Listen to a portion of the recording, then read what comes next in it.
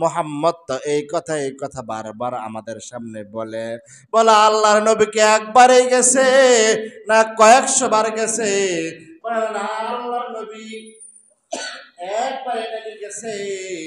আবু বকর চিৎকার দিয়া ডাক দিয়া বলে, আল্লাহর হাবিব যদি বলে আমি 100বার গেছি, আমি আবু বকর বিশ্বাস করি। জোরে বলেন সুবহানাল্লাহ। এর নাম হইল সিদ্দিক আকবর। মক্কার সমস্ত কাফের বেঈমান মুশরিকেরা মুহাম্মদের এই কথাকে মিথ্যা সাব্যস্ত করতেছে। হযরত আবু বকর বলে একবার গেছে না কয়েকশো বার গেছে?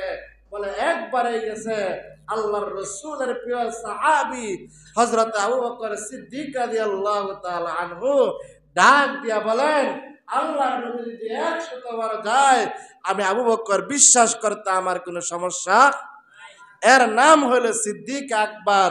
মোহতারাম হাজিরিন, সিদ্দিক আকবর এমনি এমনি হয় নাই, কিতাবের মধ্যে পাওয়া যায় সিদ্দিক আকবরের এক রাত্রের আমল যদি কিয়ামত পর্যন্ত যত মানুষ জাহান্নামমুখী হবে সমস্ত মানুষের মাঝে ছিটায় দেওয়া হয়, এক রাত্রের আমলের কারণে আল্লাহ তাআলা বিনা হিসাবে সকলের জান্নাতের ব্যবস্থা করবেন। জোরে বলেন সুবহানাল্লাহ। ভাইয়েরা আমার, এবার মক্কার মানুষগুলা বলে, দেখ রে, আবু বকরের মনে হয় আবার নতুন করে জাদু করছে। আবু বকর দেখি মুহাম্মদের সপক্ষে সাক্ষী দেয়। একটু পরে দুপুরের আগে আগে মুহাম্মদকে ডাক দিয়ে বলে, মুহাম্মদ তুমি আমাদের সামনে বসো। মুহাম্মদ সামনে বসে। একজন পণ্ডিত ডাক দিয়া বলে, মুহাম্মদ তুমি যেহেতু বাইতুল মুকাদ্দাস গেছো, 7 আসমানের উপরে তোমার রবের সাথে সাক্ষাৎ করতে গেছো, ওগো মুহাম্মদ তুমি একটু আমাদেরকে খবর দিবা, তুমি যে বাইতুল মুকাদ্দাস গেছো, বাইতুল মুকাদ্দাসের জানালা কয়টা, বাইতুল মুকাদ্দাসের দরজা কয়টা, কত খারাপের খারাপ বুঝতে আর বাকি আছে নি? মুহাম্মদকে বলে, মুহাম্মদ তুমি তো বাইতুল মুকাদ্দাস গেছো, এখন যদি আমি আপনাদেরকে সবাইকে এইদিকে ফিরেন দেখেন তামগা মসজিদের জানালা কয়টা, কে কইতে পারবেন? কেউ যদি কয় আমাদের ওজুখানার কল কয়টা, বলা সম্ভব? হ্যাঁ, কেউ যদি বলি যে আমাদের জানালার মধ্যে যে গ্রিল আছে, গ্রিলের শিক কয়টা, এটা আমরা কোনোদিন গুনছি? রাসূলুল্লাহ গেছে, তৎক্ষণাৎ নামাজ কালাম আদায় করছে, আবার আল্লাহ তাআলার কাছে চলে গেছে। কাফের বেঈমান মুশরিকেরা এত খারাপ, এত খারাপ, বলে মুহাম্মদ তুমি তো বাইতুল মুকাদ্দাস গেছো, ভালো কথা, কিন্তু বাইতুল মুকাদ্দাসের দরজা কয়টা, জানালা কয়টা, তৎকালীন সময়ে বাতাস ব্যবহারের জন্য যা বস্তু ছিল ওগুলা কয়টা, বাইতুল মুকাদ্দাসের সামনের সিঁড়ি কয়টা, এগুলা গোনার টাইম আছে? হ্যাঁ, নবী আমার মনটা বেজার হয়ে গেছে। নবী আমার ডাক দিয়ে বলে, আমি তো আলিমুল গায়ব না, আমি কিভাবে জানবো? আল্লাহ রব্বুল আলামিন পয়গম্বরকে ডাক দিয়া বলে, ও আমার হাবিব,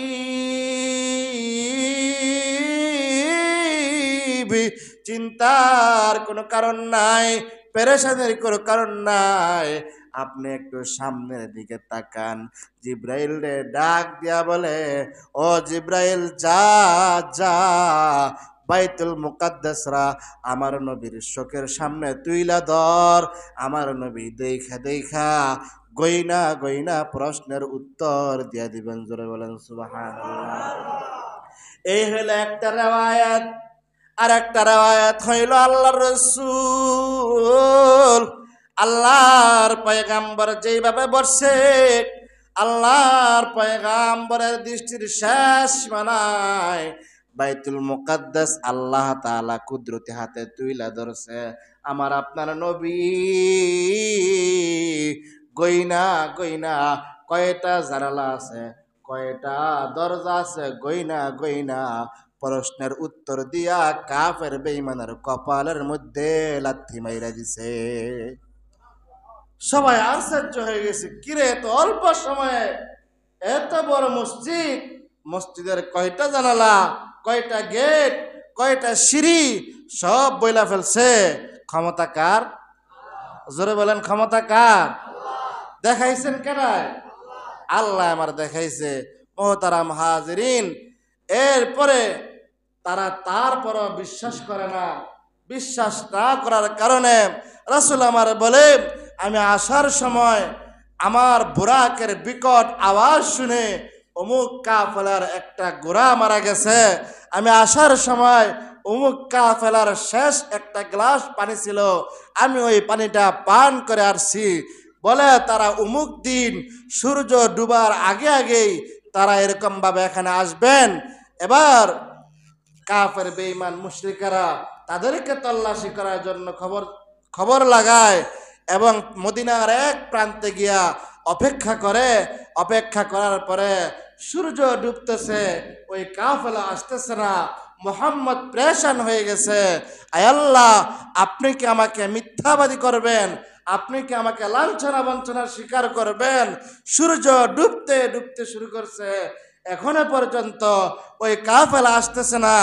আপনি আমাকে যে আলেম আর যে হিকমত দান করছেন, আমি তো তাদেরকে সঠিক উত্তর দিয়েছি।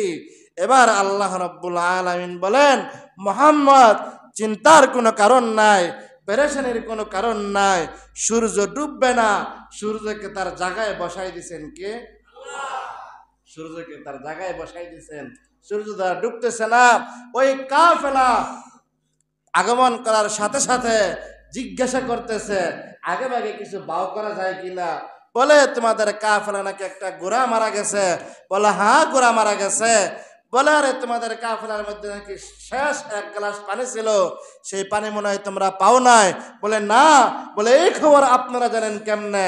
আমরা ছিলাম কোন রাষ্ট্রে, কোন দেশে, আমাদের কাফেলার ঘোড়া মারা গেছে।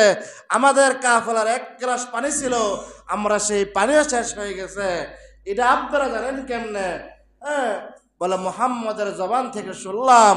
এই কথা শুনিয়া ওই দুই কাফেলার সমস্ত কাফের বেঈমান মুশরিকগুলা মুহাম্মদের হাতে হাত রাখা কালিমা পড়ে মুসলমান ইসলাম ধর্ম গ্রহণ করছে। জোরে বলেন সুবহানাল্লাহ।